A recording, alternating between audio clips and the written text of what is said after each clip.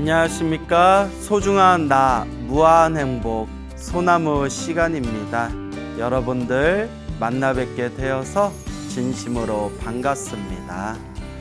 우리 부처님께서 우리 중생들에게 항상 설법하시기를 이 모든 것이 다 인연법이다 라고 말씀하셨습니다. 좋은 일도 나쁜 일도 행복도 불행도 모두 다 내가 지은 업의 인연이다. 인연법이다. 그래서 우리는 끊임없이 복을 짓고 선업을 짓고 공덕을 쌓을 수 있도록 노력하고 노력해야 됩니다. 그래서 우리 부처님께서 우리 중생들을 모두 다 깨달음의 길로 인도하기 위해서 그 중생 수준에 맞춰서 중생들 눈높이에 맞춰서 법을 설하셨습니다. 부처님께서 중생들 수준에 맞춰서 중생들 눈높이에 맞춰서 그 법을 설하신 것을 대기설법이라고 부릅니다. 대기설법. 중생의 근기에 맞춰서 수준에 맞춰서 법을 설하셨다. 이와 같이 수많은 중생들을 위해서 수많은 법을 설하셨으니 그 법을 우리가 흔히 84,000법문이다라고 부르고 있습니다. 그리고 그 84,000법문을 모아놓은 것을 우리가 흔히 8만대장경이다라고 부르고 있죠. 그 8만대장경의 내용을 우리가 살펴보면 너무나 그 양이 방대하고 또한 너무나 깊고 심오해서 정말 이번 생에 이 8만대장경을 다 읽기도 힘들 뿐더러 8만대장경을 다 읽었다 하더라도 그 내용 하나하나, 문장 하나하나를 다 완벽하게 이해하면서 그렇게 숙독을 하며 정독을 하며 끝까지 다 이해하며 읽기는 거의 불가능에 가깝습니다. 그럼에도 불구하고 우리가 부처님의 가르침을 통해서 내 눈높이에 맞춰서 내 수준에 맞춰서 먼저 이해할 수 있는 것부터 한 발자국 한 발자국 한 단계 한 단계 한 걸음 한 걸음 밟아 올라가면서 그렇게 부처님의 가르침을 닦아 나아간다면 이 팔만대장경의 그 알맹이 그 팔만대장경 부처님 84,000법문의 핵심을 우리가 충분히 이해할 수 있을 거다라고 말씀을 드리고 싶습니다. 그래서 우리가 부처님의 가르침을 공부하면서 부처님 가르침의 가장 밑바닥, 부처님 가르침의 가장 그런 주춧돌, 가장 기초라고 할 수 있는 게 바로 이 인연법이다.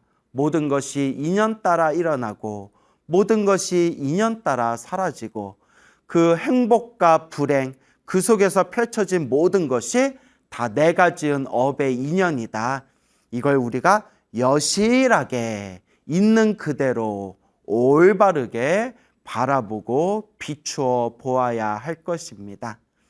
그래서 우리 불자들이 스님, 살아가는 게 너무 힘들어요. 왜 이렇게 사는 게 힘들고 괴롭고 답답할까요? 라고 하실 때 저는 부처님의 말씀 혹은 부처님 가르침의 설화를 이제 예로 들면서 우리 부처님께서 우리 앞에 펼쳐진 행복과 불행 이 모든 게 다 내가 지은 업의 인연이다 라고 말씀하셨습니다.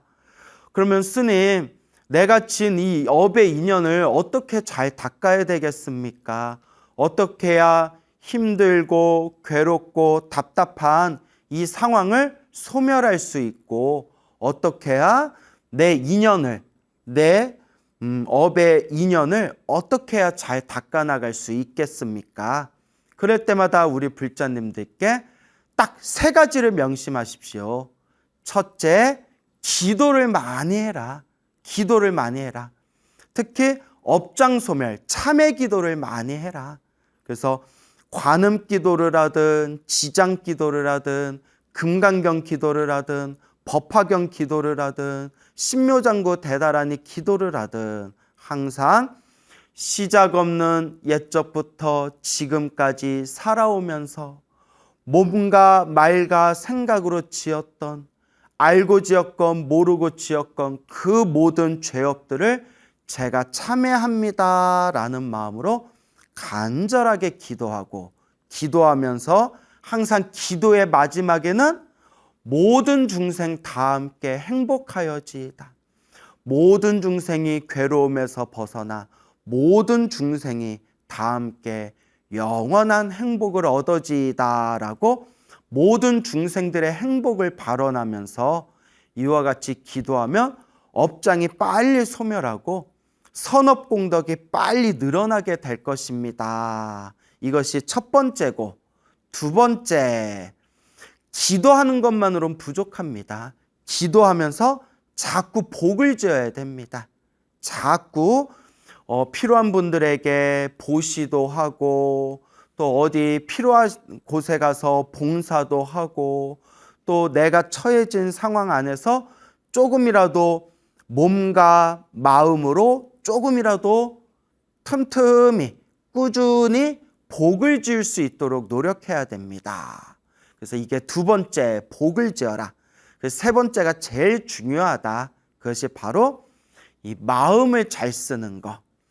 결국 부처님의 84,000번문을 모아놓은 것을 우리가 8만대장경이라고 했을 때, 이 8만대장경을 한 글자로 만들 수가 있다.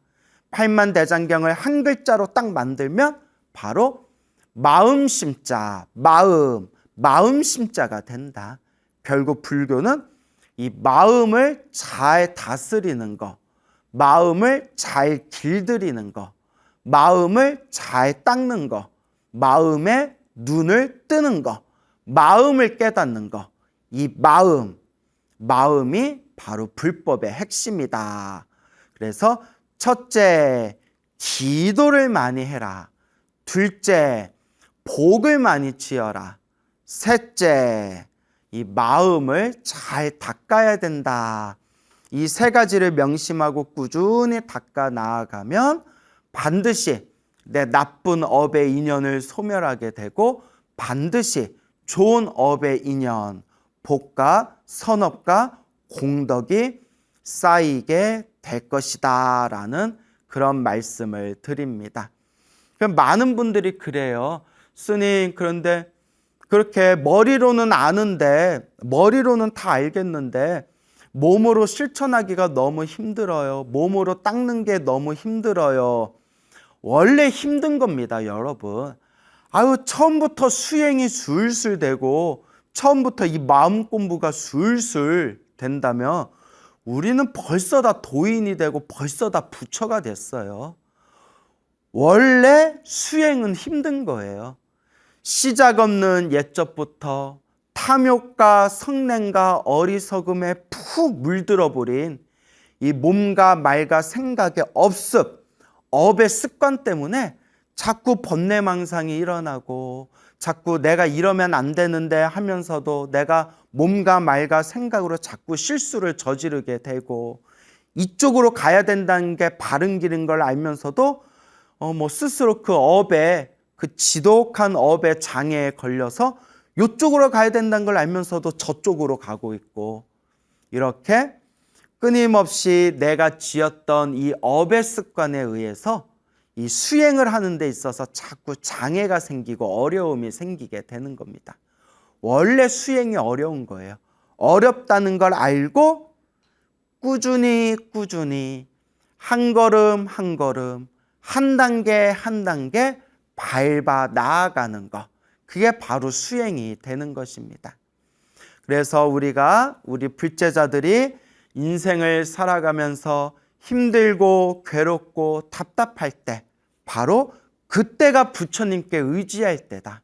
그때가 바로 기도하고 복을 짓고 바로 마음 공부할 때다라는 것을 꼭 명심하셔야 됩니다. 얼마 전에 어느 여성 불자님에게 제가 직접 들은 이야기입니다. 어느 보살님께서 당신이 아주 큰 가피를 받으셨대요. 그래서 제가 무슨 가피를 받으셨는데요? 하고 여쭤보니까 그분 말씀이 원래는 그분이 예전에 이렇게 절을 좀 다니셨대요. 이렇게 절을 좀 다니시다가 어느 순간에 점점 이 마음의 불심이 점점 이렇게 좀 가라앉아 버리면서 어느 순간에 한 몇 년 동안 절을 다니질 않았답니다. 그러다가 우연히 우리 광우 스님의 소중한 나 무한행보 소나무라는 그런 이제 우리 법문을 듣고 나서 마음에 다시 불심이 이렇게 들썩들썩거리면서 이제 다시 좀 절에 다니면서 기도해야 되겠다라는 생각이 들더랍니다. 그래서 이제 아침에 이제 남편 출근시키고 애들 학교 보내고 집안일 좀 이렇게 하고 난 뒤에 딱 절에 가면 딱 10시가 되더래요. 그래서 매일매일 특별한 날이 없으면, 특별한 일이 없으면 매일매일 이제 절에 가서 그렇게 아침마다 오전 사시불공을 꾸준하게 동참하고 사시불공을 올렸다고 합니다. 그리고 항상 이렇게 관세음보살을 연불 했대요. 항상 마음으로 관세음보살을 연불 했는데 이 보살님이 오래전부터 이렇게 고질병이 하나 있었다고 합니다. 병원에 가도 약을 먹고 치료를 받아도 잘 낫지 않았던 고질병이 있었는데 그냥 손끝에서 발끝까지 온몸이 그냥 욱신욱신거리고 몸이 이렇게 자꾸 아프더래요. 몸에 이렇게 힘도 없고 약간의 좀 무기력증 같은 거겠죠.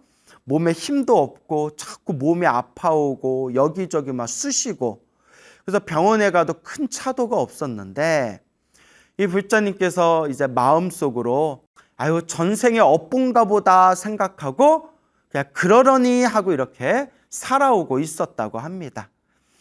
그러면서 꾸준히 다시 절에 다니면서 부처님께 불공 올리고 자꾸 이렇게 기도하고 염불하면서 그렇게 몇 개월의 시간이 지났는데 어느 날 생생한 꿈을 꿨대요. 생생한 꿈을 꿨는데 꿈속에서 법당에 싹 들어가는데 법당에 환한 부처님이 딱 이렇게 앉아 계시더래요.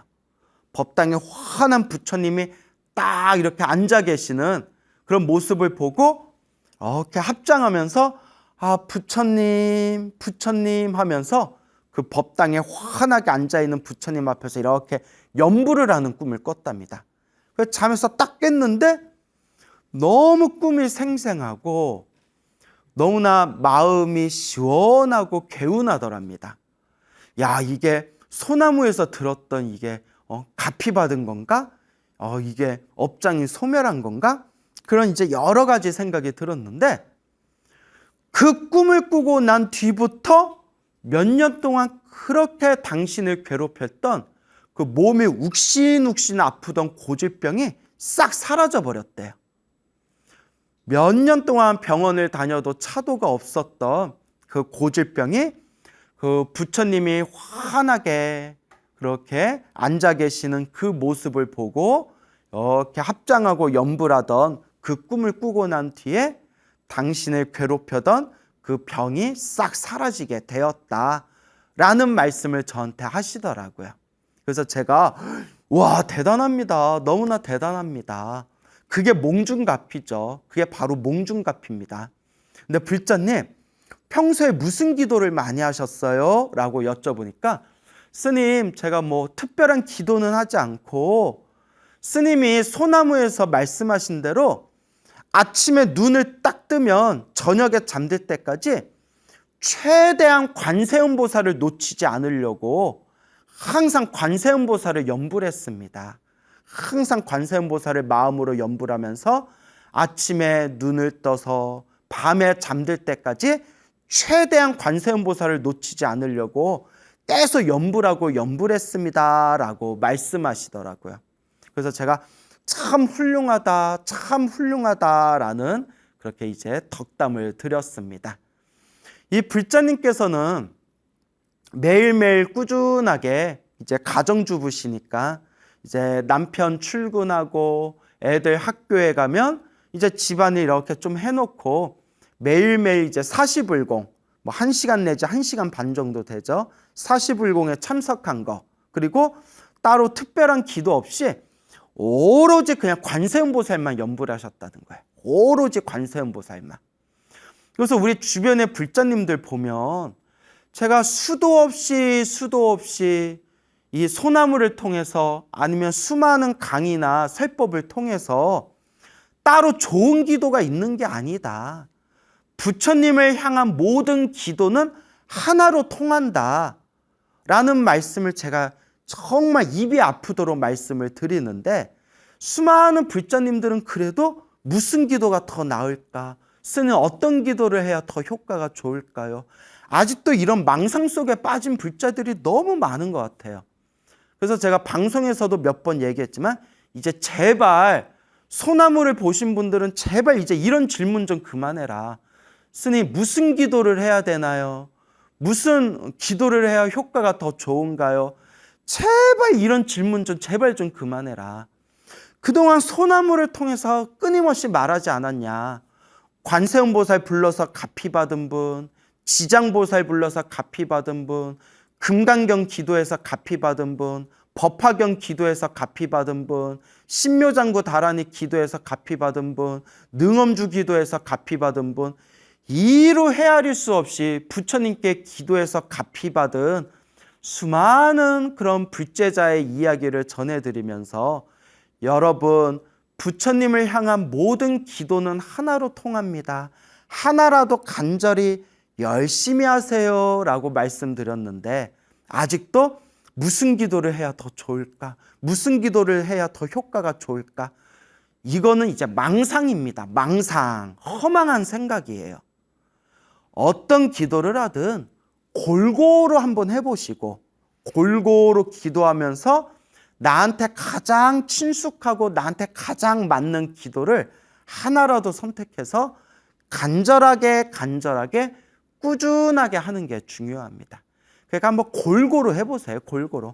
관음기도도 좀 해보고, 지장기도도 좀 해보고, 신묘장구 다라니도 외워보고, 능엄주도 해보고, 금강경, 법화경, 지장경 기도도 해보면서 나한테 이렇게 잘 맞아떨어지는 기도가 있을 거예요.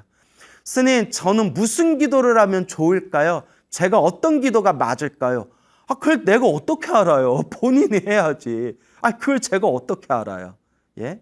그래서 본인이 닦아야 됩니다. 본인이 골고루 해보시되, 부처님을 향한 모든 기도는 결국 하나로 흐르게 된다. 부처님을 향한 모든 기도는 하나의 에너지로 통하게 된다라는 것을 꼭 명심하시기 바랍니다. 그래서 이와 같이 부처님의 가피를 받으셨던 이 불자님도 오직 관세음보살만 연불 하셨대요. 오직 관세음보살만 연불 하셨답니다. 그래서 여러분, 어떤 기도가 더 좋지? 어떤 기도를 해야 효과가 더 좋을까? 제발 이제 그런 망상 좀 다 내려놓으시고, 어떤 기도를 하든 부처님을 향한 믿음으로 간절하게 정성스럽게 그와 같이 기도하시기 바랍니다. 이제 소나무를 통해서 이미 수없이 여러분들에게 말씀드렸잖아요. 관음기도로 가피받은 불자님도 있고, 지장기도로 가피받은 불자님도 있고, 금강경이나 법화경이나 신묘장구 다라니로 가피받은 불자들도 있고, 그래서 큰 스님들도 불자들한테 기도를 시킬 때 큰 스님들도 자기들이 효과 본 걸로 시켜요. 금강경으로 효과 보신 분들은 금강경 해라 가르치고, 법화경으로 효과 보신 분은 법화경 하라 가르치고, 관음기도로 효과 보신 분들은 관음기도 하라 가르치고, 지장기도로 효과 보신 분은 지장기도 해라 라고 가르치시거든요. 결국 중요한 거는 어떤 기도를 하든 부처님을 향한 그 간절한 마음은 결국 하나로 통하게 된다는 것을 꼭 명심하시길 바랍니다. 그래서 제가 약간 우스갯말로, 약간 농담입니다. 우스갯말로 제가 그동안 소나무에서 몇 년 동안 모든 기도는 하나로 통합니다 라고 수없이 얘기를 했기 때문에, 스님, 저 스님 팬인데 그러니까 제 팬입니다라는 것은 소나무를 봤다는 얘기잖아요. 스님 팬인데 스님 제가 기도하려는데 무슨 기도해야 될까요? 하면 나는 이제 그 사람 안 쳐다봅니다. 진짜 나 그 사람 안 쳐다봐요. 예, 그렇게 얘기했는데 또 무슨 기도해야 좋을까요? 저는 무슨 기도해야 될까요? 그러면 저는 이제 정말 이 사람 내 팬 아니구나. 이 사람 소나무 안 본 사람이구나. 예, 하도 지긋지긋해서 여러분. 제가 오죽하면 내가 이렇게 열을 올리면서 얘기하겠습니까? 이제 이런 질문 좀 그만하라고.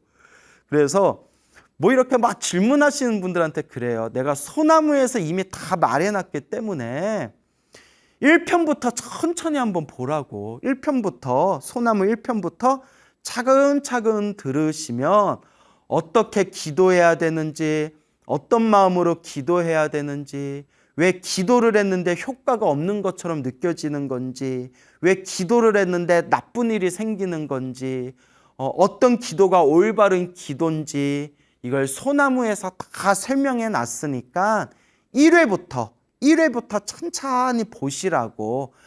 그 정도 정성도 없으면서 어떻게 부처님 가르침을 닦겠냐고 라고 그렇게 이제 말씀을 드립니다. 그러니까 근데 보세요. 이런 얘기 100번 해도 또 얼마 지나면 스님 저 소나무 팬인데 스님 저 무슨 기도해야 될까요? 그런 사람 또 나와요. 예, 제가 순간 흥분한 것 같습니다, 여러분. 그러니까 부처님을 향한 기도는 하나로 통한다. 하나라도 간절하게 기도하셔라 라는 말씀을 드리고 싶습니다. 몇십 년 전의 일입니다. 몇십 년 전에 어느 젊은 처녀가 있었는데 1950년 6.25 전쟁, 한국 전쟁이 터지게 됩니다. 그런 정말 우리 한국 그런 역사, 한국 현대의 역사에 정말 가슴 아픈 그런 큰 전쟁이 일어나게 되고 수많은 사람들이 죽고 다치고 뿔뿔이 흩어지게 되는 정말 그런 가슴 찢어지는 그런 힘들고 괴로운 그 시절, 그 한국 전쟁이 터졌을 때 이 처녀가 이제 가족들하고 이제 부산까지 피난을 왔는데 피난을 오는 그런 상황에서 부모님을 잃게 되고 그런 형제 자매들도 다 이제 뿔뿔이 흩어지게 된 겁니다. 그래서 가까스로 부산까지 피난은 왔는데 이제 완전히 다 거지꼴이 돼버린 거예요. 부모님도 잃어버리고 형제 자매도 다 뿔뿔이 흩어져서 살았는지 죽었는지 알 수도 없고 정말 어디다 의지하고 의탁할 곳이 없어서 그 젊은 처녀가 그 험악한 시절에 얼마나 무서웠겠어요.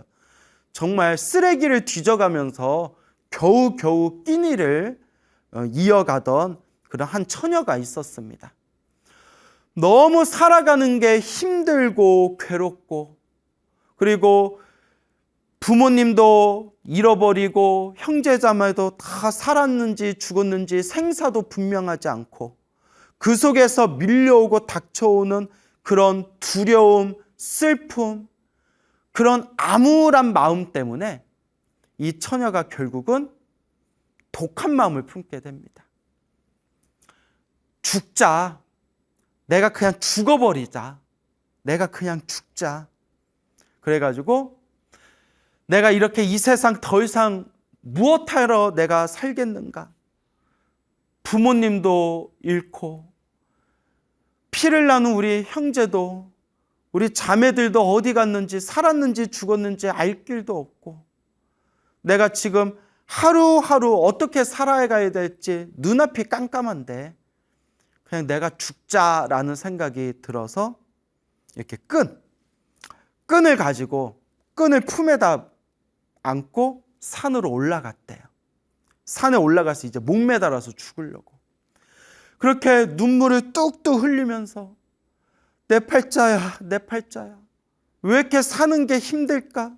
그냥 죽어버리자 하면서 노끈을 안고 그렇게 산으로 올라가다가 얼떨결에 이렇게 절로 들어갔대요. 산으로 올라가다가 이렇게 절이 있길래 여기에 절이 있네 하면서 여기 이렇게 큰 절이 있네 하고 이렇게 이제 절로 들어갔는데 거기 이제 부산의 범어사였대. 범어사. 부산의 범어사. 그래서 이렇게 절에 와가지고 내가 이렇게 뭘 어떻게 해야 될지 모르고 두리번거리고 있는데 저기 법당에 오늘 이렇게 노스님이 쓱 지나가시는데 노스님이 너무 풍채가 좋고 너무나 그렇게 얼굴이 편안해 보이셔가지고 저 노스님께서는 저 스님께서는 도력이 높으신 분인 것 같다.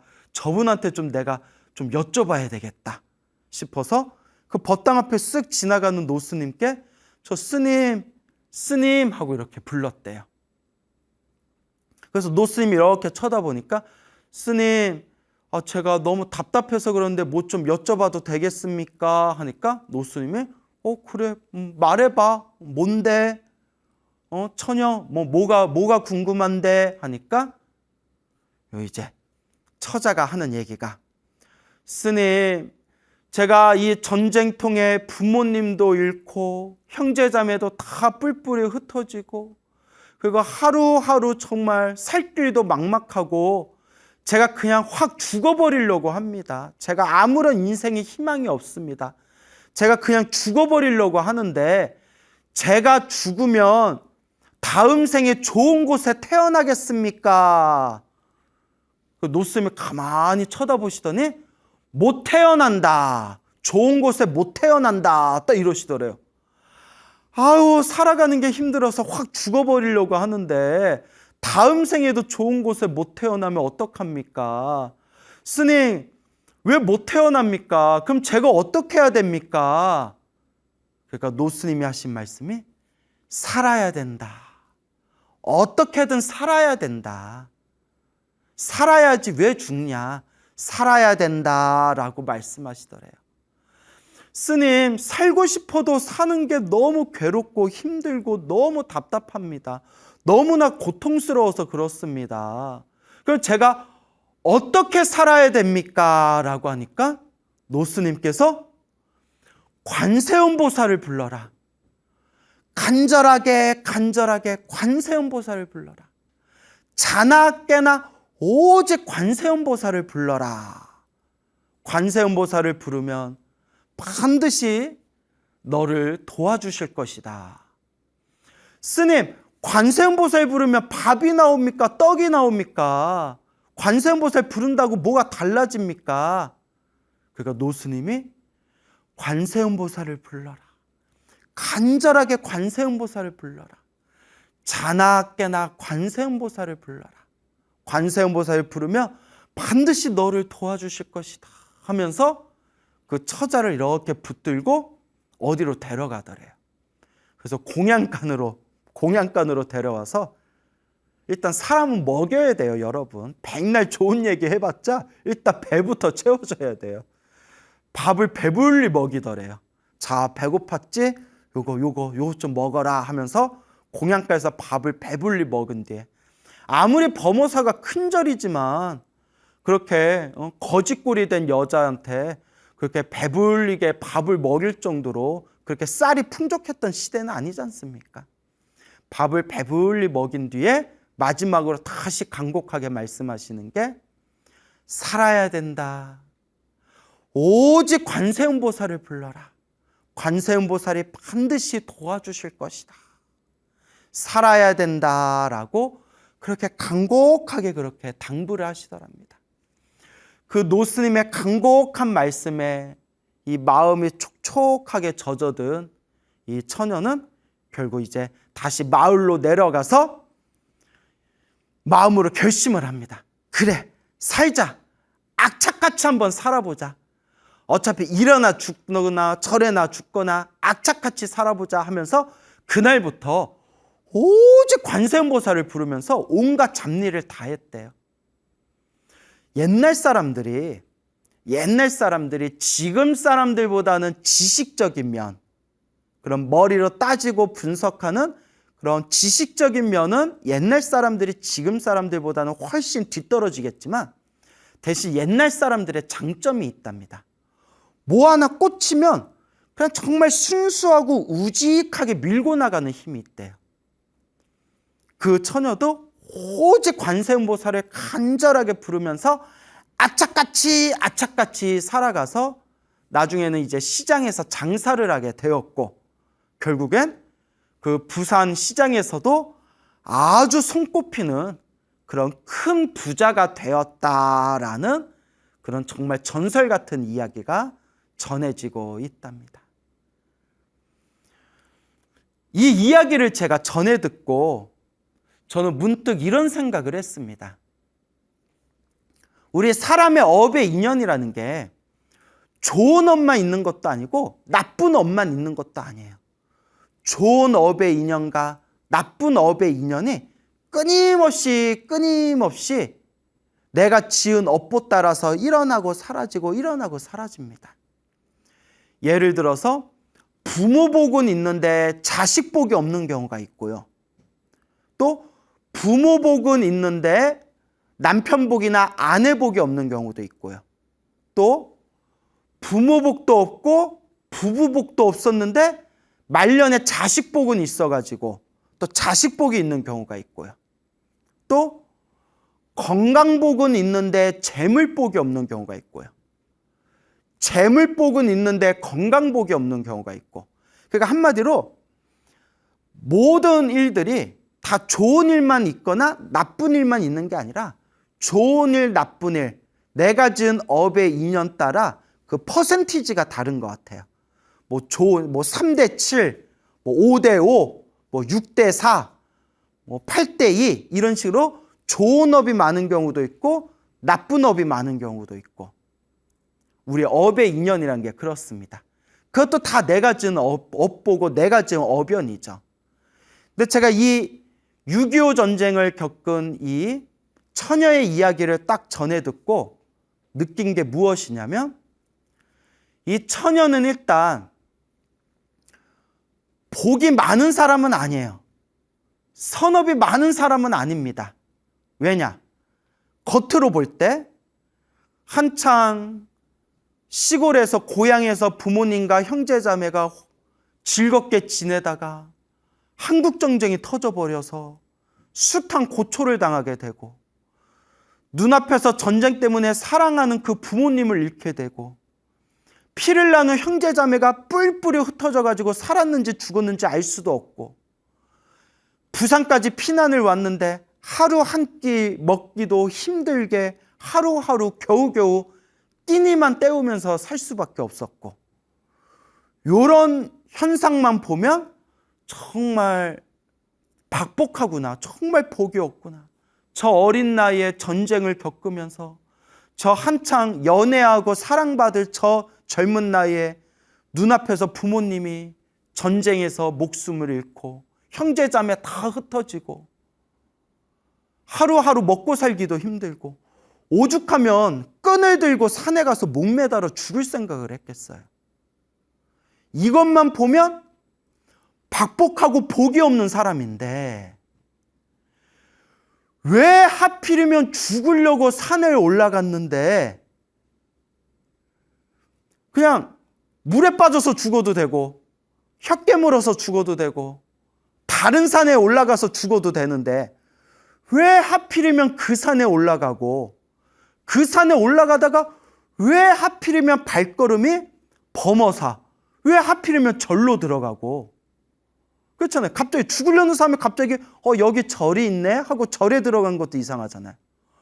그리고 절에 들어갔는데 왜 하필이면 그때 법당에서 노스님이 지나가셨을까?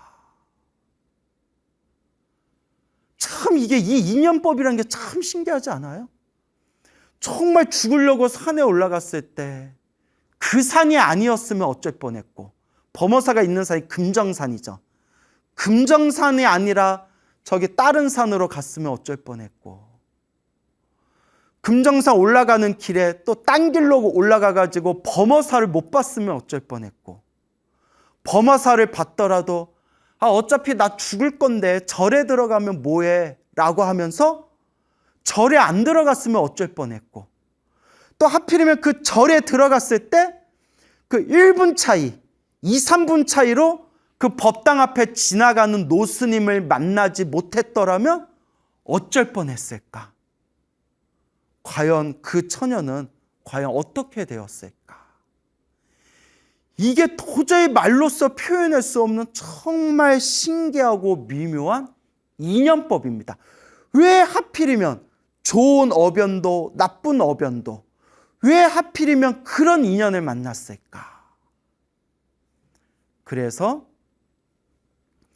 그 처녀가 범어사에서 노스님을 만나고 밥을 배불리 먹고 노스님께서 관세음보살을 불러라, 관세음보살을 불러야 된다 간곡하게 이야기하시는 그 법문의 말씀을 마음에 품고서 이제 범어사를 이렇게 이제 나오려고 할 때 그때 지나가는 젊은 스님한테 스님 아까 제가 법당 앞에서 저 노스님을 만났는데 저 노스님이 누구셨습니까? 하니까 그 젊은 스님이 이렇게 쳐다보면서 아유 모르고 우리 큰 스님께 그렇게 이제 여쭤본 겁니까? 질문한 겁니까? 우리 범어사의 큰 스님이신 동산 스님이십니다. 동산 스님. 그 범어사의 큰 스님이시고 한국 불교 근대 현대사의 한 획을 그으신 동산 큰 스님이라는 분이 바로 그 노스님이었던 겁니다. 그때 그 노스님을 만나서 그 법문을 들을 수 있었던 그 인연은 과연 무엇이었을까? 그리고 아무리 좋은 얘기를 해주고 아무리 연부를 하라고 말해줘도 전혀 못 알아듣는 사람들이 있어요. 제가 그런 사람들을 숱하게 많이 만났어요.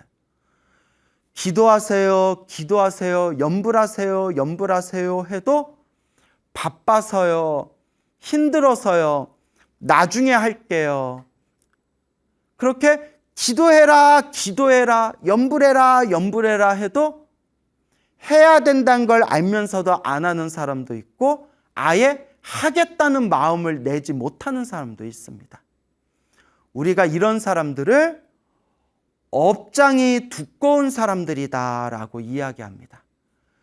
분명히 기도하고 분명히 부처님을 향해서 간절하게 연부를 하면 분명히 부처님 가피가 있는데도 이미 우리가 소나무에서 수많은 가피 받은 불자님들의 이야기를 그 수백 명의 이야기를 몇 년 동안 제가 전해드렸지 않습니까?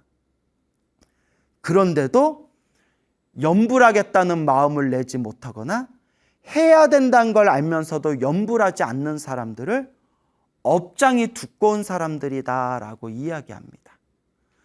그런데 정말 이 처녀가 정말 복 없고 정말 박복하고 정말 업장이 두꺼운 사람이었다면 그때 그 동산 스님, 그 법당 앞에 계시던 노스님의 관세음보살을 불러라, 간절하게 관세음보살을 연불해라 라는 말을 듣고 마을로 내려가서 내가 오늘부터 열심히 관세음보살을 부르면서 악착같이 살겠다라는 마음을 과연 낼 수 있었겠습니까?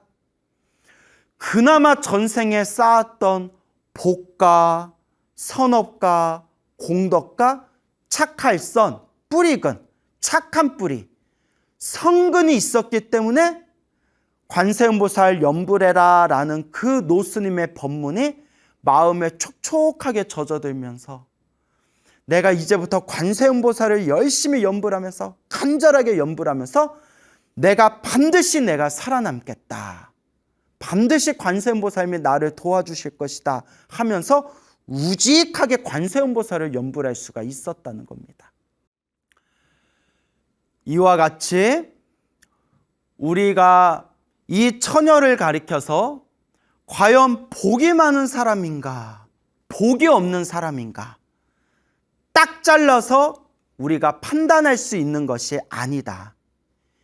이 업의 인연이라는 것은 정말 복잡하고 정말 미묘하고 정말 뒤섞여 있는 한마디로 표현할 수 없는 정말 미묘하기 짝이 없는 것. 이것이 바로 업의 인연법이다 라는 것을 우리가 명심해야 됩니다. 그래서 이 처녀가 겉으로 봤을 때에는 한국전쟁을 겪으면서 부모님을 전쟁에서 잃고 사랑하는 그 수많은 형제자매와 뿔뿔이 흩어지게 되고 타향살이를 하면서 힘들게 살아왔던 것만 본다면 정말 복이 없고 정말 업보가 두꺼운 여인이구나 라고 바라볼 수도 있겠지만, 죽으려고 했던 그 시점에 금정산에 오르다가 범어사에 들어가게 되고 법당에서 지나가는 동산 큰 스님을 만나 뵙게 되고, 그때 큰 스님께 관세음보살을 염불해라 라는 법문을 듣게 되고, 마을에 내려와서는 간절하게 관세음보살을 염불하면서 나중에는 그 부산시장에서도 손꼽히는 그런 큰 부자가 되었다는 것을 또 살펴보면 굉장히 복이 많은 사람이구나, 정말 복 많은 사람이구나 라고도 바라볼 수가 있는 겁니다. 그렇다면 이 여인은 복이 많은 사람입니까? 복이 없는 사람입니까? 딱 잘라서 말할 수 없는 것이 바로 우리 업의 인연이라는 겁니다. 다만 중요한 것은 좋은 인연은 좋은 인연대로, 나쁜 인연은 나쁜 인연대로, 행복도 불행도 좋은 일도 나쁜 일도 다 내가 지은 업보대로, 내가 지은 업의 인연대로 받는 것이다 라는 것을 우리가 꼭 명심해야 됩니다. 결국 우리에게 주어진 우리 불자의 바른 삶, 스님 어떻게 해야 제 업장을 소멸하고 어떻게 해야 스님 우리가 선업과 공덕을 지을 수 있겠습니까?